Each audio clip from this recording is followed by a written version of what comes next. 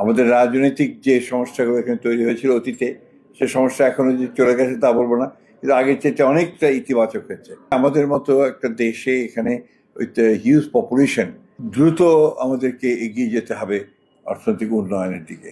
বাংলাদেশের এই যে পরিবর্তন, আপনার রাজনৈতিক যে পরিবর্তন হয়েছে, সেই পরিবর্তনের ফলে আমাদের যে ম্যাক্রো ইকোনমিক্সের অবস্থাটা এক্স্যাক্টলি কী আছে, সামগ্রিকভাবে আমরা আমাদের অর্থনীতিকে আমরা কিভাবে সামনের দিকে এগিয়ে নিয়ে যাওয়ার কথা চিন্তা করছি। আমরা আমাদের সরকারের পক্ষ থেকে আমরা বলেছি যে আমরা কিভাবে এগুতে চাই। আপনারা নিশ্চয়ই সবাই জানেন ইতিমধ্যে যে আমাদের মাননীয় প্রধানমন্ত্রী তারেক রহমান সাহেব ইলেকশন ম্যানিফেস্টোতে যে জিনিসগুলো আমরা দিয়েছিলাম সেগুলো ইমপ্লিমেন্ট করার জন্য তিনি একটার পর একটা কাজ করে যাচ্ছেন।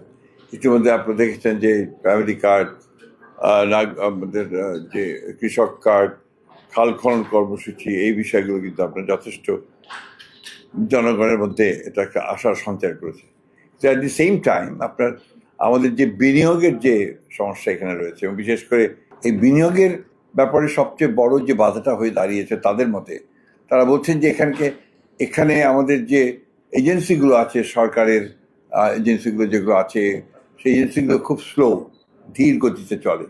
তারা যে গতিতে তারা এটার সমাধান করতে চায় তাদের একটা বিনিয়োগ ইস্যুকে, সেখানে তারা যথেষ্ট সেখানে নেগেটিভ অবস্থা তৈরি, হতাশ হয়ে যায়, এবং এটা একটা অন্যতম প্রধান একটা সমস্যা।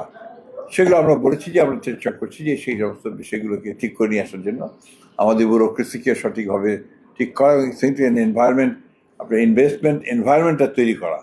এখানে ব্যবসা করার যে ক্লাইমেট, এটা কিন্তু খুব একটা ভালো না, এনভায়রনমেন্টটা খুব একটা ভালো না, যে কারণে এই জিনিসটাকে আমরা বলেছি যে আমরা এটাকে ভালো করে নিয়ে আসার চেষ্টা করছি। এবং আমাদের প্রধানমন্ত্রী এই বিষয়ে অত্যন্ত আগ্রহী।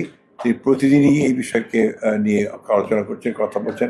প্রত্যেকটা মন্ত্রণালয়কে তিনি অতি দ্রুত আপনার চেষ্টা করছেন যে প্রত্যেকটা কাজের জন্য, বিশেষ করে আমাদের সবচেয়ে বড় সমস্যাই হয়েছে আপনার এনার্জি সেক্টরে। এনার্জি সেক্টরে আপনারা সবাই জানেন যে আমরা রিনিউয়েবল এনার্জির দিকে আমরা যাওয়ার চেষ্টা করছি।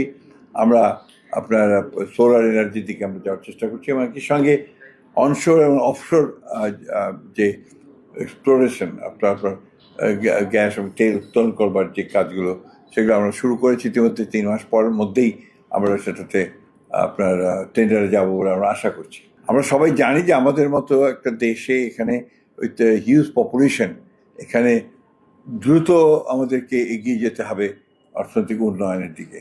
আমাদের রাজনৈতিক যে সমস্যাগুলো এখানে তৈরি হয়েছিল অতীতে, সে সমস্যা এখনো যে চলে গেছে তা বলবো না, কিন্তু আগের চেয়ে অনেকটা ইতিবাচক হয়েছে।